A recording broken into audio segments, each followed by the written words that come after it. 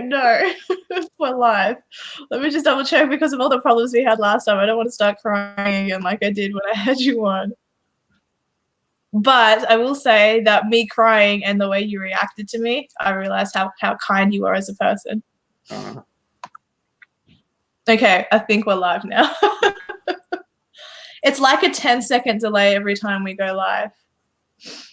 Okay, we're live. Yay! Yay! All right. Hooray! All right, I'm live with a new friend because when a friend sees you cry like a little bitch, he becomes your friend. What kind of channel is this? Trust me, I'm a Christian, but I'm very self-deprecating. I can easily mock myself. What It's all have I good. put myself into here? What have I said okay to? No. I just want everyone to know before we officially go live that the last time we tried to go live, Guryel took his laptop all the way to his neighbor's house, and his neighbor was working out with something. Well, we had major tech problems. First it was Skype, and then it was the program you were using, and then just and then it was like the IP address, and then you got to know Emma. And confessions and repentance and all kinds of stuff.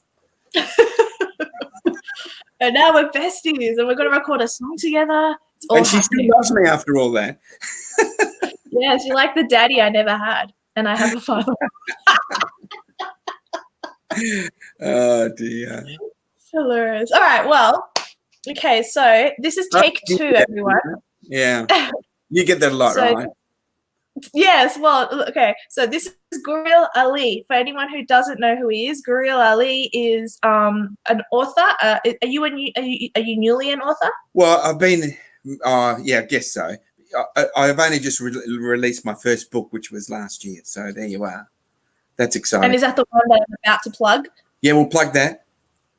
Okay, I'll plug it now. Okay, so everyone, it would be fantastic for you to go to Amazon.com and look up his book, which is called, hang on. Know Yourself Loved. Know Yourself Loved. Sorry, it's just that I had it on a different screen. All right, so this is what the back of the book says, just so that you guys have a small idea of what the book says. So what is God up to in the Muslim world? While most Christians feel that Islam appears to be hard and intimidating, many Muslims are reporting having visions and dreams of a man in white. Know Yourself Loved is the extraordinary true story of Guryel Ali, a London-born Muslim immigrant to Australia. An inspiring book you will pass on. Guryel, in his sincere and humorous style, shares a powerful account of conversion from Islam to Christ. It is strewn with the uncanny coincidence and supernatural encounters. So, now I think everyone needs to realize one thing, and that is that it said humorous style. So you're not going to get a sad story here. You're going to get mainly joy, because from what I've gathered of Guryel, he is a joyous Christian and very happy in the Lord. Am I correct? You're spot on, dear. And it's not a theological treatise, you know. No. But it's got theology in it, but you know, it's obviously not your standard, you know, this is what Christianity believes, this is what Islam believes, you know, Muhammad was this and Jesus was that. And it's not going to be that kind of book, you know. Not that there's anything wrong with that kind of book. We need them, right? Yeah. But yeah, so look, I'm excited about that because look, I'm a gospel singer, and I've been, you know, a singer for over 30 years. I know it's I don't even look that old. But no, you look 4 years older than me, like you're my brother. So I've been, you know, and I've been in ministry for that many years. So, and you know, everywhere I go and sing. By the way, if you want me to come and sing at your church, please give me a call, speak something. That's fine. I go to a Baptist church. I would love for you to come. Oh, please let them know. They'll let me once, dear. That's all. They won't invite me back. No, let them know. Like, I do a Bible study with my pastor. I haven't lately, actually. We've been really slack because I've been driving around and he's been in America. But no, I'd love for you to come. I'd let them know about you for sure. I've been trying to get my pastor on my channel and he ain't coming on. Why not? I wonder. Because he's busy. No, he wants to. He just hasn't come on. Yeah. So that's been my, you know, my life. I've been going from church to church, and also, you know, in ministry in churches. So as pastor, worship pastor, stuff like that. So, and everywhere I share my story, the one that the book's about, they would say, Yeah. "Oh, have you written a book? Have you written a book?" And like I've been hearing that for like over 30, you know, 30 years. And I'm Yeah. all right, I'll write a book, you know. So here it is. It's out. Yay! That's really good. So can they buy it from your website Yeah. as well, which They I can have go up linked to in my the description? website, guryelali.com. Can I read to you something? Is that okay? No. Okay, let's move on. Oh, yeah, of course you can. I'll read to you, right, the first page of well, it's the opening dedication, yeah? It's Yeah, please. about 2 paragraphs, okay? So it says, this book is dedicated to the children of Ishmael. Ishmael, as you may remember, was the son of Abraham and Hagar, Sarah's servant. It is recorded in Scripture that God spoke to Hagar twice about her son Ishmael. The first time God announced to her that the son that she was carrying was to be named Ishmael, meaning God hears. Genesis 16:11 reads, "Behold, you are with child, and you shall bear a son, and you shall call his name Ishmael.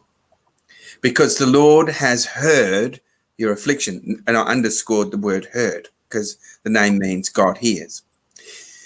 The second time God spoke to Hagar was 13 years later, when Hagar and her boy Ishmael were cast out from the house of Abraham. Left to perish in the wilderness, the angel of the Lord called to Hagar and said, in Genesis 21, "Do not fear, for God has heard," underscored the word heard, "the voice of the lad where he is. Arise, lift up the lad and hold him by the hand, for I will make a great nation of him." Interesting, isn't it? Then I finish off by saying, it is widely thought and generally accepted that Ishmael is the direct ancestor of the nations of Arabia, where the Muslims emerged.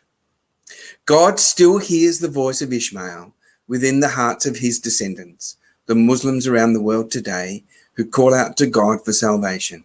This is my story.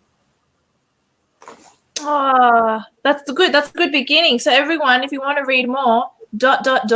you're gonna have to buy the book. Yeah, so I just thought I'd do that. You know,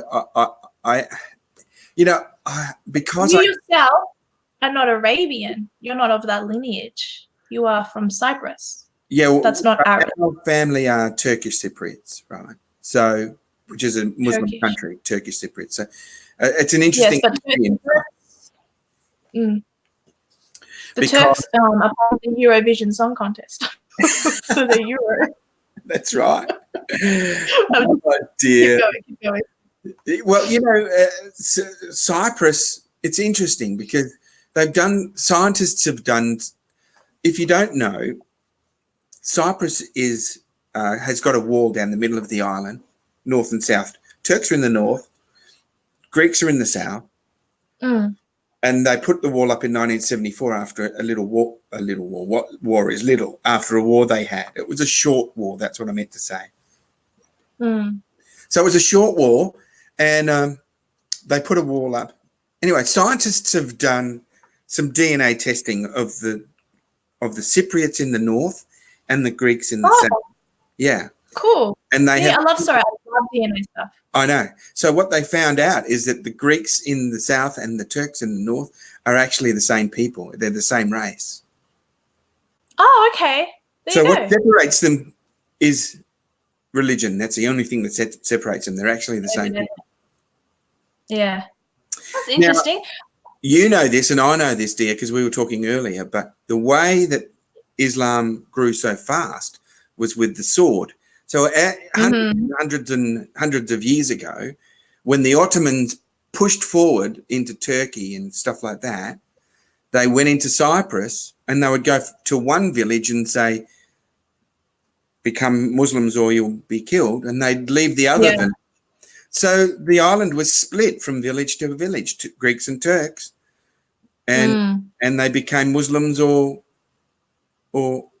stayed Greek Orthodox. So, Mm. you know, that's the way it happened. No, absolutely. Well, I just wanted. I had a couple of things in my mind, but But I probably went oh, somewhere. no, I remember. DNA. It was DNA. It was DNA. So, I don't know how much people know about me by now. I've been online for 3 years, but I don't know how committed my followers are or whatever. But I'm someone who really loves DNA and those sorts of shows that do DNA tests and that kind of stuff. And one of those shows has a man named Henry Louis Gates. He works at Harvard University, but he also has his own show where he like takes DNA from like Jessica Alba and all these different celebrities, and he tries to find out what their DNA is. Anyway, on one episode, he did Dr. Oz. You know who Dr. Oz is? Like a Turkish American. He's a Turkish guy, Dr. Oz. Yeah. So he did a DNA test on Dr. Oz, and then he did a DNA test on some Jewish fellow, some really, really smart Jewish doctor fellow. Forgot his name. And he said that, so Henry Louis Gates is African American, and he said, wouldn't it be interesting to know if the biblical story is true? So I've always wanted to have a Muslim on my show and a Jew on my show to be able to do this test. And they were related. They were cousins, like not literal cousins, like not direct, like first cousins, but they're somewhere in the gene pool. There's common ancestry, and I was like, that's so cool. That there's so many ways you can corroborate the Bible. Speaking of DNA, I just thought that was lovely. Mm-hmm. Where is Beltran from? What Dia and even Dia? What kind of name is that? Well, Beltran is actually my mother's surname. I don't know what it means or anything, but it's Colombian. Beltran. Colombia. You say Colombia. Beltran. Colombia. Colombia. Oh, Colombia. It's Colombia. And then Dia is the 3 last letters of Claudia, like Claudia. Oh, so is that your name, Claudia? My name is Claudia. Claudia, yeah. Claudia. Oh, Claudia. Yeah. Yeah, you can call me Claudia if you like. I actually prefer my real name, to be honest. I love it when people call me by my real name. Oh. I do, but only if people really know me. If people start saying Claudia and they don't know me well enough, and I know that they're doing it to irk me, but like I like you. I would only do it if I'm trying to have fun with you, and I'd say Claudia.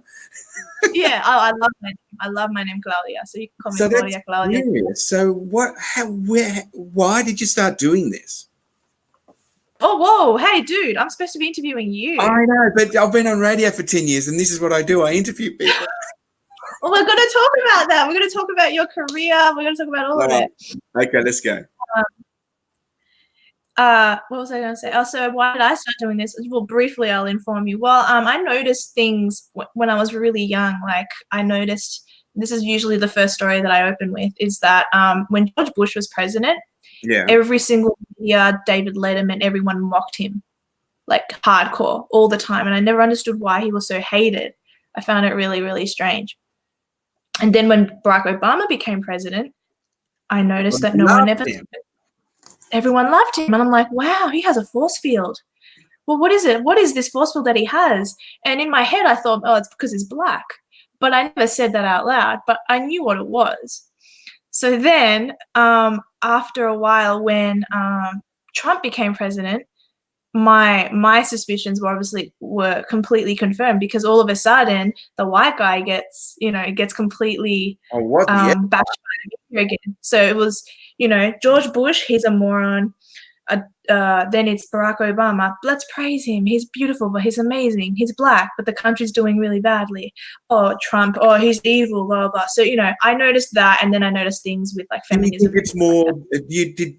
Do you notice though that it was more than just racial undertone? That of course, it was a bash. It was Christian deterioration. There you are. It's the Yeah. It's the Marxist agenda. It's the globalist agenda. Communist agenda. Yeah, well, I say Marxist, communist is literally the same thing. Yeah. But yeah, that's why I do this, because I just felt like I had some sort of a voice, and I felt like Milo Yiannopoulos was a funny contradiction in that he was gay, but he defended Christians, and people and the left didn't like him. And I feel like I have that sort of weird identity politics too that could work for me. I'm an immigrant daughter. What a strange thing that he cops the hate from the left. And oh dear, it's because he defends Christianity. And so I thought, well, I have something similar in that I come from immigrant parents, but I defend the white people, so I'm Yeah. going to be hated too. I Yeah. am. I'm very much. But when you and I first met, because I think we should talk about how you and I first met. I was, I did. Tell the story. You tell the story. Okay, well, I'll tell you the backstory because you don't know the backstory. On my channel, maybe 2 months ago now, 3 months ago, I interviewed a man who used to be a white supremacist and a Satanist. And anyway, he told me, because he and I are now friends, and he and his wife told me about Amir Sephardi, who is, for those who don't know, a Messianic Jew who is very much a Christian. And so I went with my friend Margot, who is moderating And he's a Bible teacher now, of course, isn't he? Who? Amir Sephardi? Amir is a Bible teacher. Yes, he's a Bible teacher. He's Yeah. like a minister. He's incredible. Yeah. So I went with actually I didn't go with Margot because she was running really late and I got annoyed. But I went by myself to this show. I lined up super early so that she would get a place to sit. So I hope you appreciate that, Margot. I'm sure she's laughing. And and then that's where I met you. And you sang so many joyous, beautiful songs. And then you were there with the other two guys that spoke, Amir and the other guy. I forgot his name, but he was fabulous as well. I thought he was really intelligent. And that's where we met. And I came after the show. I gave you my business card and I said, oh, hey, by the way, my name is Dia. And I'm hated by the left and no one, and, you know, they think I'm. Well, as soon as you said that, I was a fan. Exactly. It's really funny because someone approached me recently to write an article, like a paid article. And I'm like, oh, yay, I'm finally getting noticed. And I said, how did you find out about me? He goes, oh, I saw something that someone wrote about you and it was really, really nasty. And that made me like you even more. So the bad publicity kind of worked for me. And it probably worked for you too. You know, just before we leave that conference, because it was great, because I was leading worship there as well, wasn't I? And it was so good. And at the end of the conference, it was a beautiful time. And, you know, everyone's getting around Amir and, you know, and I was packing up my guitar and thinking, I'd just like to shake the guy's hand because I knew he was a Jew and I came from a Muslim background, you know, and because I shared a little bit about my Muslim background, didn't I, Dia? And you did, yeah. And then, so I just thought, oh, look, I'm just going to have to, you know, push in. So I pushed in and I said, you know, Amir, see you later. Lovely ministering with you. And then he brought me close to him and hugged me, right, really tight, really tight. And he said, brother, I love you so much. God has brought down the middle wall between us, Muslim and Jew. No, I know. That's what he whispered in my ear. And I thought, oh my. That's beautiful. You're technically not a Muslim, but that is beautiful. What a beautiful thing, you know. I just thought, wow, the guy, you know, really had something special. He has charisma, doesn't he? Yeah, like you do. Oh, thank you. Well, I would say you have it in spades and you're just happy. I like being around you. We should have a song. Do you like my reggae guitar up there? I'll just put the thing up. Hang on. Do you like the reggae guitar? I love that. So did you play that? No, you played it. So this one here is a South American guitar. Oh, my people. Colombian. It's a Colombian guitar. Is it really? No. And this one here is literally an old guitar I found on the street. And is it really? I'll make it like a decoration out of that. So I spray painted it reggae colours and put a CD in the middle, and it's a clock. That's insane. Well done. Very creative. All right, let's talk about why you left Islam. So you were telling me off camera that you lived as a Muslim gentleman for about 22 years, and suddenly you came and found faith in Christ. I'm sure everyone watching wants your testimony, so go. Well, the floor is yours. Many Christians are having many Muslims, I beg your pardon, who become Christians are having visions of a man in white. Have you heard about this, dear? Yes, I saw it on CBN. I saw it on a YouTube segment. Yeah.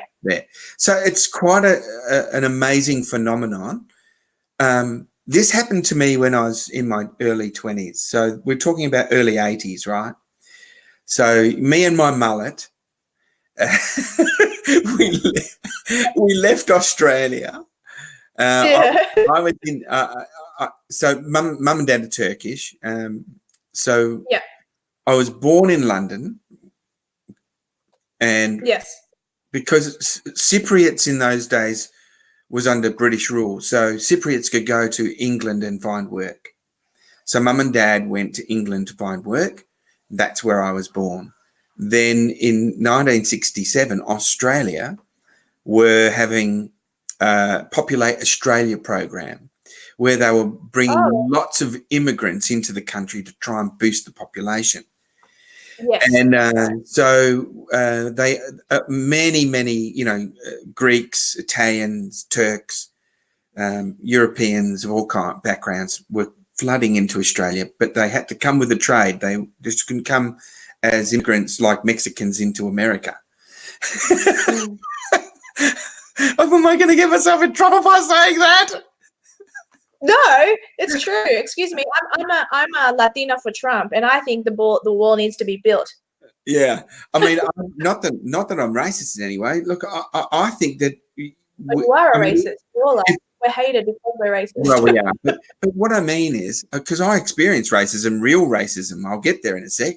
But I just think if people are in trouble, yes, we do have an obligation to help them, but we'll help them through the right channels, But anyway, that's just another argument. Okay. So anyway, so we came over to Australia, and I came over at the age of 7, and very young. So I'm a twin. So my twin and I. Yeah. He's not as good looking as I am though. No, he is. He's fine. And one day I'm going to see a man and he's like, Guryel, and he's going to look at me like, I don't know who you are. Exactly. That's happened, dude. Right? That is that's a funny story. Really funny story. Anyway. That in a sec. Finish your testimony. Yeah. Okay. So anyway, so I grew up in Australia, and back in the 70s, 60s, 70s, that's when I grew up in Australia. There was this undertone of racism, but I would in no way say that Australians are racists. But there probably are a few. But generally, we were quite accepted, and we made fun of ourselves. They made fun of us. They called us wogs and slimy wogs and wops and things like that. It was kind of lighthearted, but kind of not. But, we had to wear it, and we needed to integrate and assimilate, and we wanted to. And we got through it. And I think that when I say we got through it, not just the immigrants, but also the Australians, because you imagine all these people arriving into your towns and communities, So we all got through it. We all get out of our country. You're taking over. Yeah. That kind of thing, right? But as far as Islam goes, we weren't that kind of family that, went to mosque and did Ramadan and all of that kind of stuff. We never did that. But I felt the heat when I left Islam. That's when I felt the heat. So anyway, mum and dad didn't have a good relationship, and sorry, I'll just push through this to get through it quickly. Mum and dad didn't have a good relationship. They split up a few years after we arrived. So mum brought us up from the age of 10, and we were reckless kids, like reckless. When I say reckless, I mean, gee, we were naughty. Rebellious? No, yeah, both. Everything. Bad, naughty, rebellious. But we loved mum, and, we didn't want to. We weren't bad kids. I wouldn't say we were bad kids, but I think it affected us pretty badly, mum and dad. But you saw your dad frequently still? Well, no, he passed away back in the 90s. But so I got into the surf scene as the older I grew. And, back in the 70s, the surf scene wasn't a great thing. Like, So you were surfing with a mullet? yeah.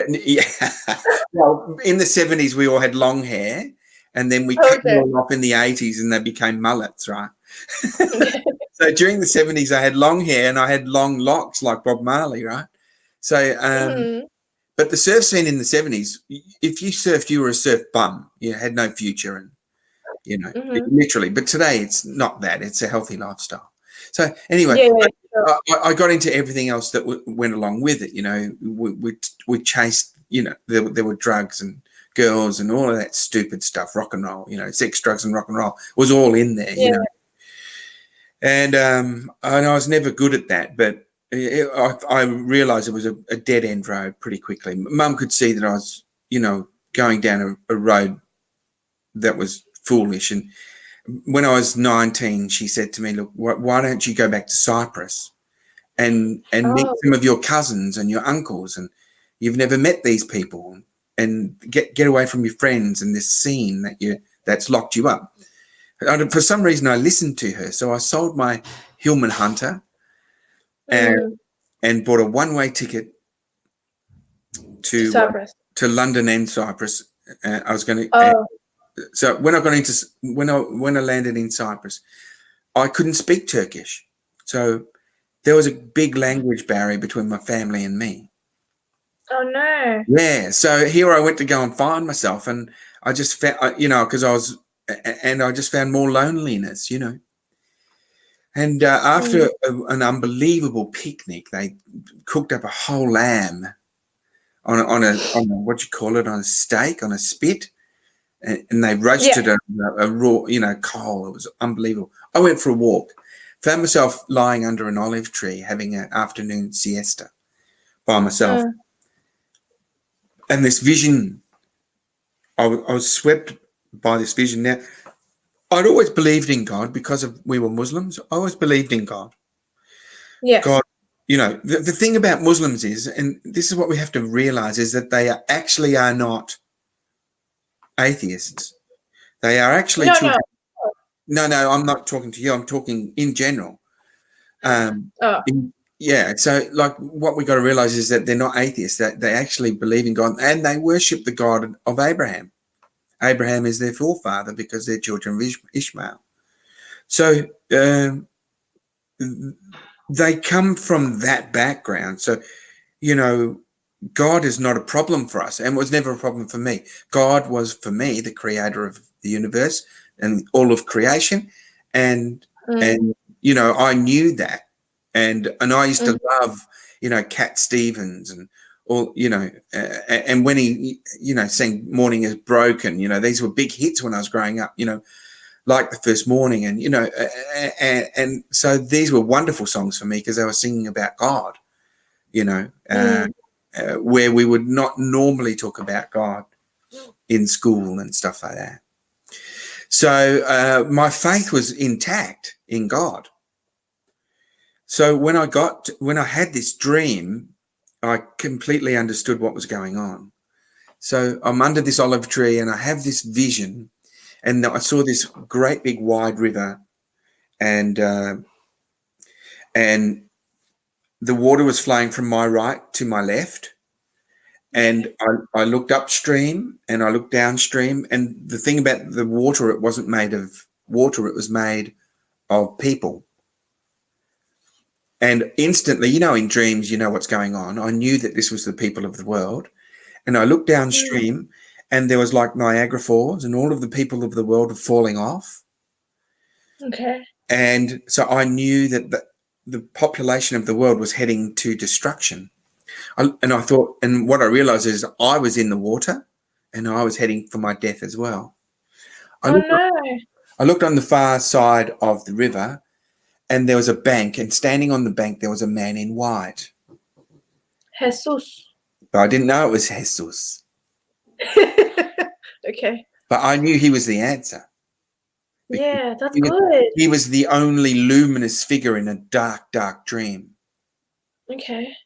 And coming out of the rock he was standing on was another river, and it flowed down the side of the rock. Isn't it incredible, the symbology?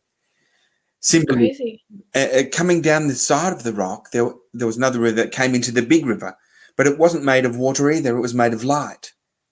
And as it met the big river that we were all in, there was a big glow. And all of the people that came through the glow got sucked up the river of light up onto the rock to safety. Mm, Isn't that incredible? that's insane. So I knew I had to get over to the other side before I hit Niagara Falls.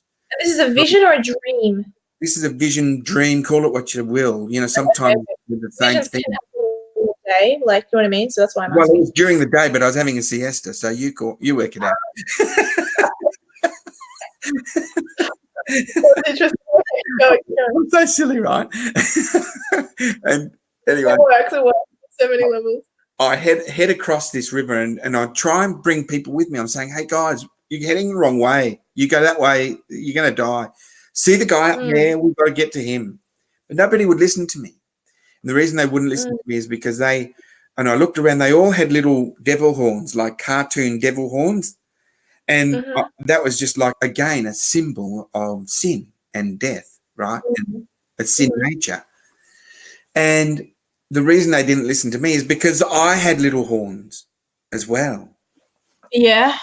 And so they wouldn't listen. Anyway, I got stressed out. I wasn't making it closer to him, and I was stressing out. I'm thinking, we're all gonna die. We're all gonna die. This is morbid. Then the vision began to fade, and then as it faded, the man in white zoomed in on my face, and he came close to me, and I could see him. And he pointed at me and he said, I will find you. I will save you. Oh, wow. And then I woke up. And did you cry? I was stressed. You woke up, like breathing heavy? Yeah, I was stressed. I was frightened. I was really frightened. Scared of him? Because I knew I hadn't lived a very good life. Oh. And I knew if I got what I deserved, I would have gone over those falls. Oh, wow.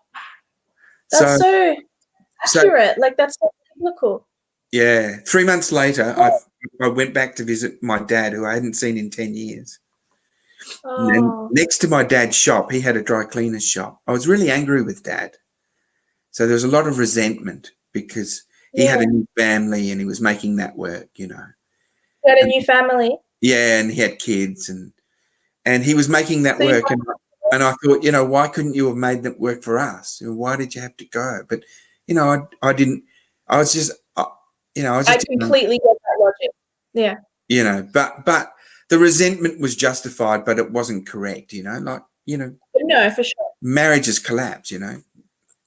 Yeah. So, anyway, the point is, next door to my dad's shop, there was a young Jamaican kid. Now, I was a big reggae fan. And I've heard you sing reggae. Margaret and I have heard you sing reggae. And you can sing one of those songs if you want. What now? Oh, well, after your story. So anyway, this Jamaican kid, because there's a big Jamaican population in England, West Indian. This West Indian kid, well, he wasn't Jamaican, he was from St. Lucia. His name was James, but he was a preacher's kid. Oh, nice. And he could see, like, I was empty and I was searching, you know. And he talked to me, you know, we talked to each other. And one day he got me a children's Bible, an old second-hand copy. Okay. And he said, read this. And I'm thinking, in my heart, I'm thinking, James, what are you giving me a Sunday school book for? Should we skip off to Sunday school, bro? You know? Why can't we just go and listen to some reggae? You're giving me a children's Bible. Anyway, yeah, exactly. You know, so I went upstairs. I opened up this book. And there was a picture of Jesus teaching the Sermon of the Mount, sitting on a rock. And it was exactly the same face that was in my dream 3 months earlier in Cyprus. There's no coincidences. No. And I knew that was then I knew it was Jesus that came to me in my dream. Mm. And then And on the other side of the picture of the book, so Jesus was on one page, and the sermon, the Lord's Prayer was on the other, and it said, "Our Father who art in heaven," and like that just hit me, like with my relationship with my dad. I'm thinking, how cool would that be if God could be your father? He would never leave me. He wouldn't hurt me. He wouldn't, betray me. He would be. He's your father. Exactly. But see, Muslims don't have that relationship, you see. No, God is distant and just fear. God is God, and, we are man, but Jesus has bridged the gap, and we get adopted into the family. It's so beautiful. It's so beautiful. And I didn't, and then James, God bless him, he gave me the book. I saw Jesus and who Jesus was, and then he took me to church, and then I got saved, and then I got baptized and found myself in Australia singing reggae songs. Oh, that's crazy. Hey, this is off topic, and I don't want to get into this, but I'm just curious. Do you believe that you need to be baptized to go to heaven? No. No. Okay, just curious. All right, do a reggae song. I mean, imagine if you're in, I don't know, prison, and somebody leads you. You're on death row. I'm just giving you some.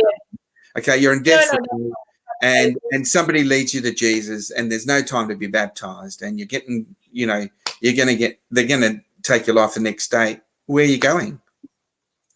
Yeah, well, I think there are caveats though, and I'm having this discussion. My first instinct is no. I think the guy. Here's a beautiful example. Jesus on the cross, the criminal next to him says, Yeah. And then I think about all the aborted babies, and I'm like, well, they're in heaven. Yeah. But that doesn't mean that baptism is not important. Baptism is absolutely important. Sure. Yeah, for sure. But I'm curious. I'm asking everyone. Do you want me to sing? Yeah, go ahead, please. Get the camera just on. Hang on, I've just got to find the right key.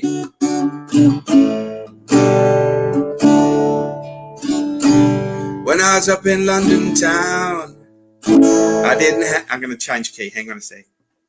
Okay.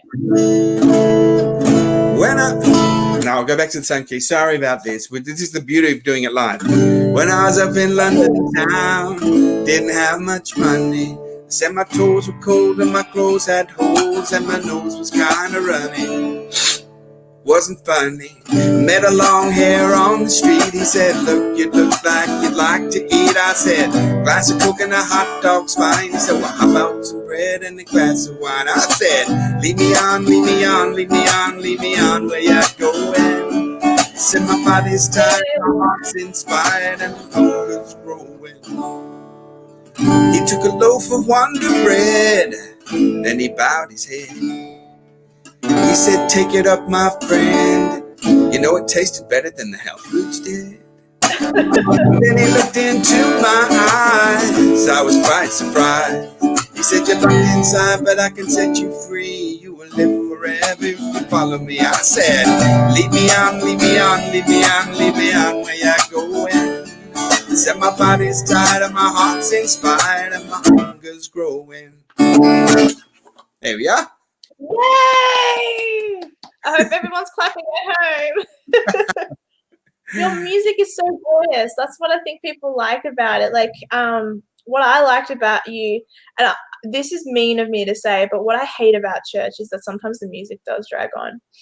But and I know that's mean, I know. But when you sing, it's always like happy, joyous things, and even like a lot of songs. Like the one that I said to you before, that's one of my favorites. When the roll is called up yonder. It's a joyous song.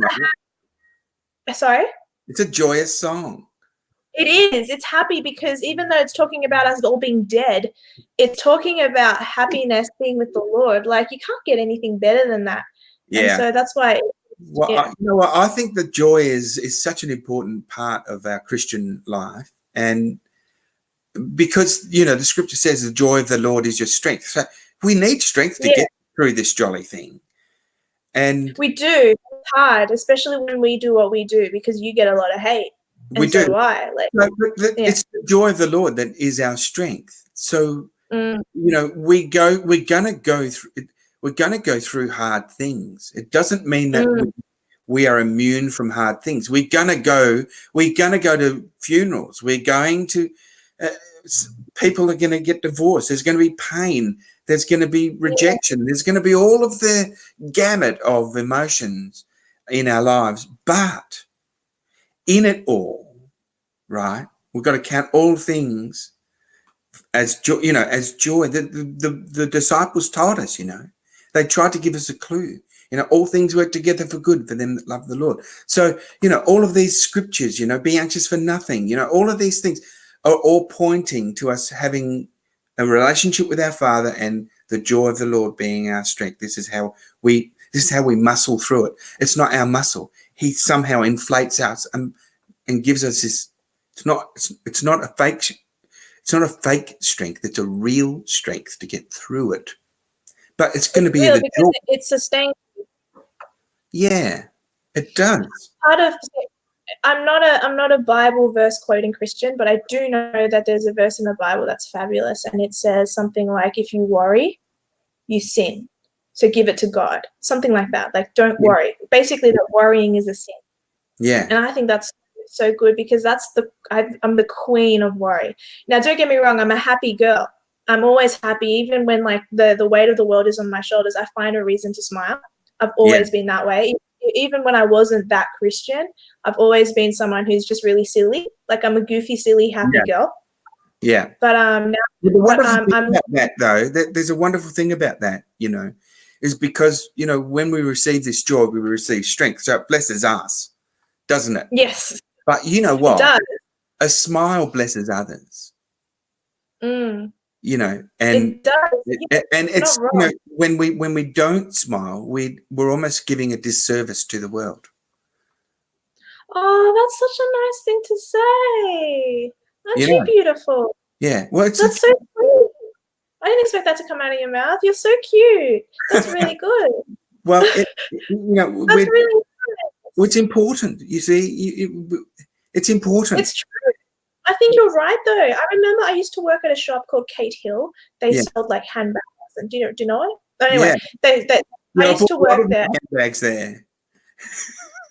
Well, I used to run a shop called Kate Hill in Right. Doncaster shop, and I was really sick. It was Christmas time. I was coughing. I was angry. I was not having a good day. I was really, really shitty. And this woman comes in, and I'm not being my best self, and I'm still like polite and everything. And then she's like, and I didn't say hi to her. I sort of just like wasn't paying attention to her.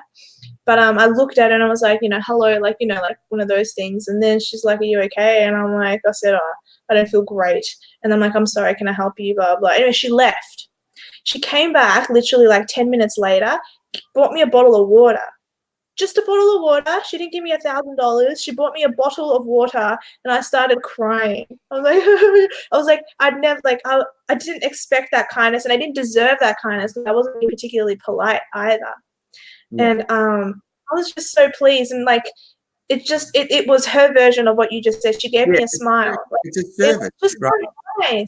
And It's I a didn't deserve it. I wasn't particularly polite yeah. either, but oh, it was so lovely. And yeah, I'm always nice to every single person. But See, yeah, you have a weapon, you see, dear. You do. And your weapon is that lovely smile you have. oh, thank No, it's the truth, right? You give that out, and there's such power in it. I know it's stupid. We're talking about a smile, right? I know it's silly, right? But it's not. I thought my power was in my eyes. I'm kidding. It's real. It's a real thing, you know. And Yeah, people, when you give someone a smile, it can make a difference. it does. It You has know. to be a genuine smile. It's horrible if it's Oh, well, people can see genuine. People, yeah, no, I think that's true. that's That's true. Yeah. There you are. true. Yeah. That's my story. And It's a good story. And we yeah. have to record a song together, a Christmas song. Well, actually, it's funny you should I say love that. it. I If you really go, love. I would love to record a song with a professional one day. That's a I dream love of mine. it. Please. Well, I would love to do that, but I'm gonna advertise my YouTube on. If you go into YouTube, No, guys, it's in the link. It's in the description box below. Your channel, I've linked yeah, it, so people have no excuse. lovely. They have to subscribe to you. They just do. So if you go to YouTube, there is I'm releasing a song, and it's already out on YouTube, but I'm still getting copyright, approval. I did a Christian version of John Lennon's song. So Imagine. Christmas, and what have we done? Oh, nice. I changed some words, and I think John would be turning over in his grave. That's fine. He's fine with it now. He's fine with it now. But you wrote it. You rewrote some words. I just rewrote some songs. I've made it more Christian. Oh, nice. That's so good. Did you know that they did that with they didn't do that specifically. What I'm about to say is the opposite of what you said. But some morons thought that song, what is it? Oh, baby, it's cold outside. Oh, yeah. They changed it to make it more consensual and more feministish. Get lost. The song in itself already about like sex before marriage and not doing that stuff. So just like leave it. It's already secular. Leave the song alone. So it's good that you're rewriting songs. That's really, really good. So look, there's not a lot of songs on the YouTube channel, but I've just put a few on there, and there'll be a few more coming. But I just did a song called "Look Up," which was an end time song, and that's been really. Yeah, you sang because you said this is a very depressing subject, but I've tried to make it joyous. Yeah, that's right. Exactly right. Yeah.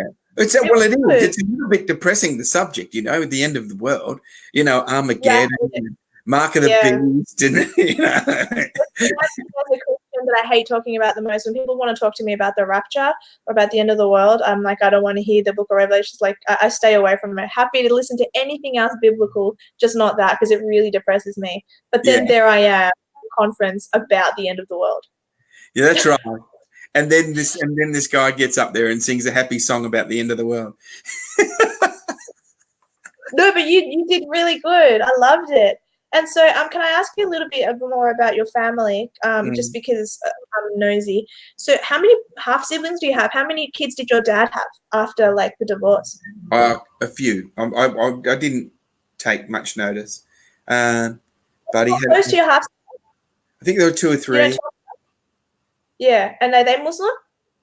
Yeah, they're the whole family's Muslim family. Yeah. So when I got saved, I didn't say this, but when I got saved, Dad disowned me, and because you were.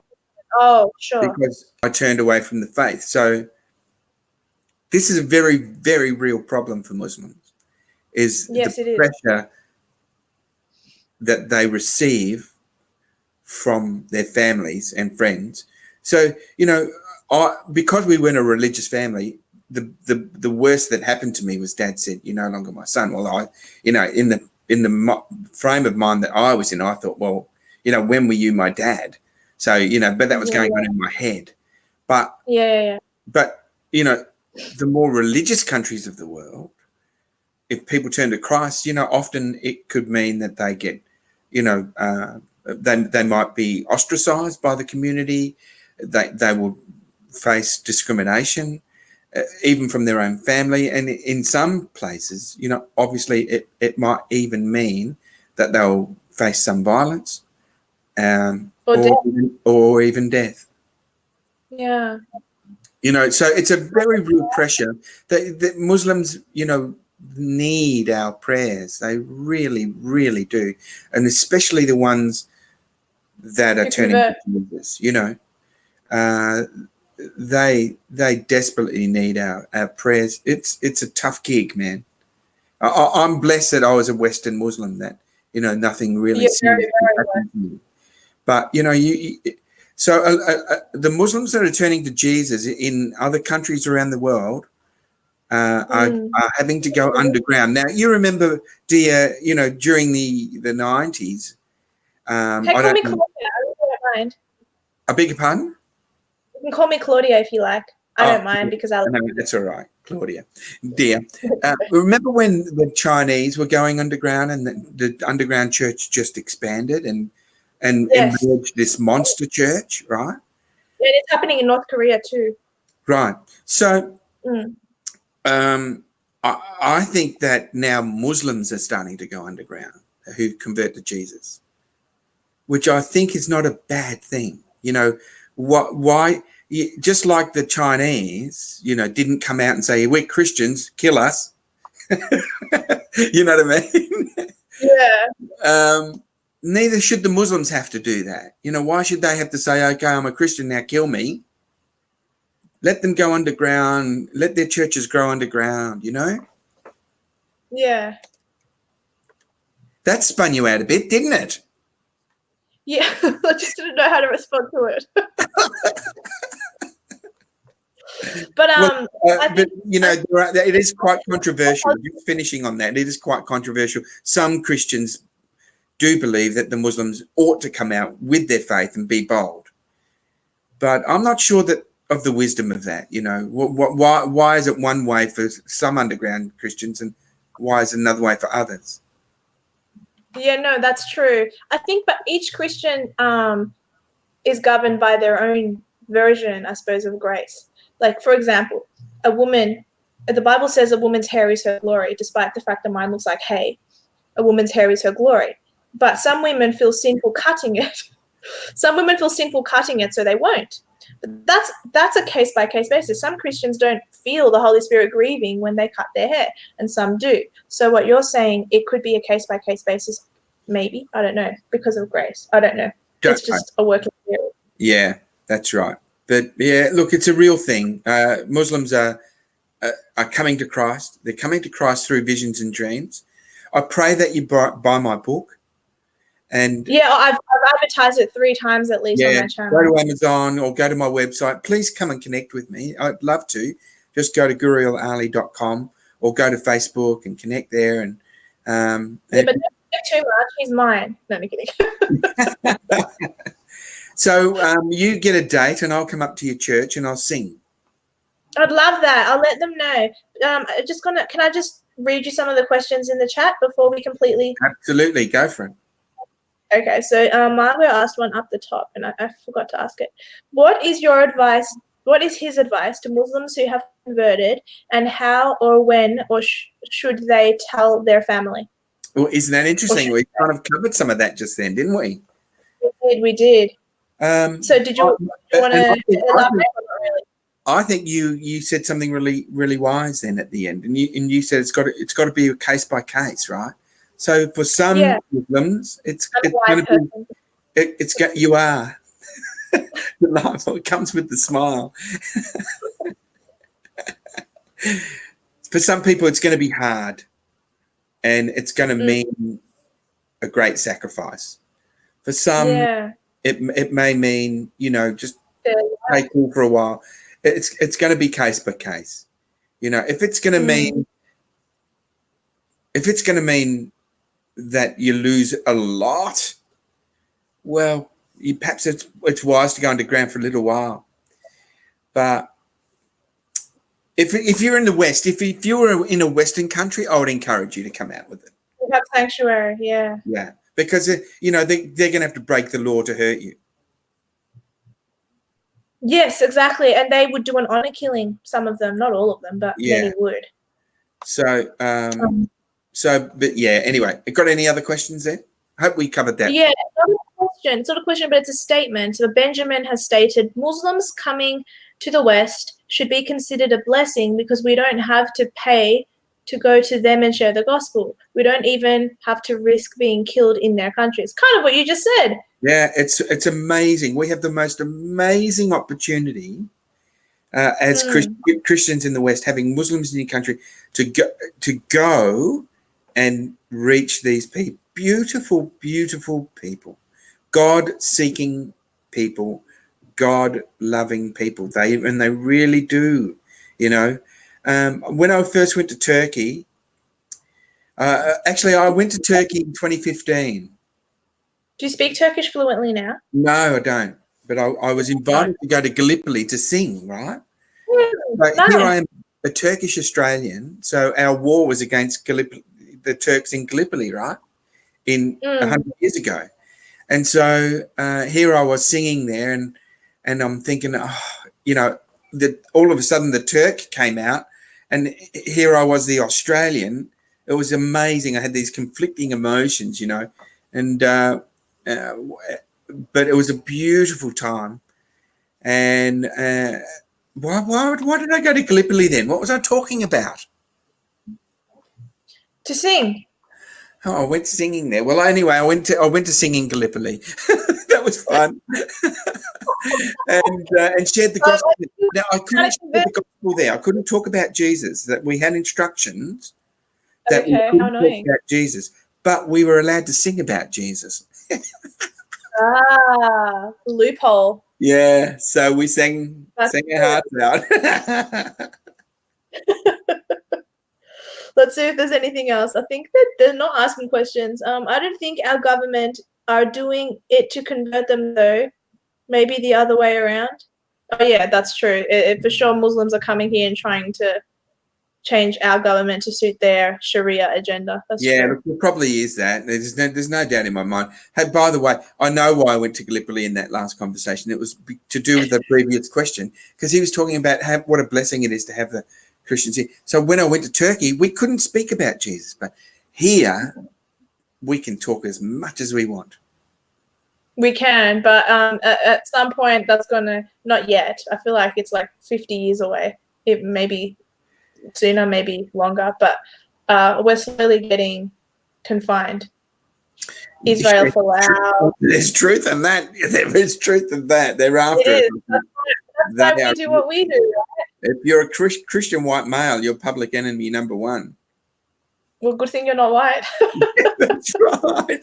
But I am a male, and please, I'm so proud of it. I'm very politically incorrect. No, I know. That's what I like about you. Well, we're almost 9:15. We've got a couple of minutes left. Anyone have any extra questions? Because it's almost the full hour. You have to look at content. I don't know what they're talking about. All right, let me go up and see what else they're saying. Good on you, Guryel, for doing this. And aren't you glad about this new program that you're using? Because we had such trouble the other night.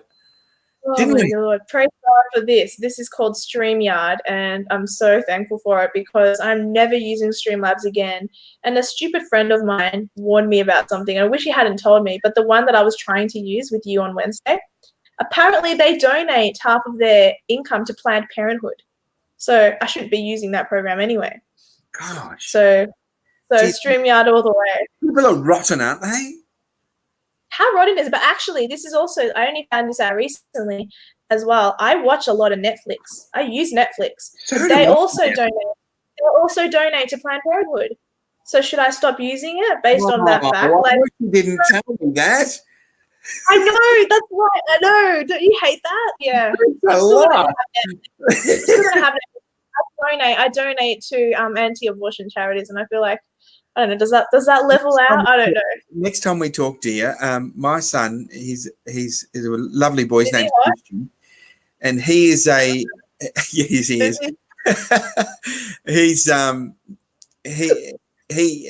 Anyway, he's written a beautiful poem about abortion.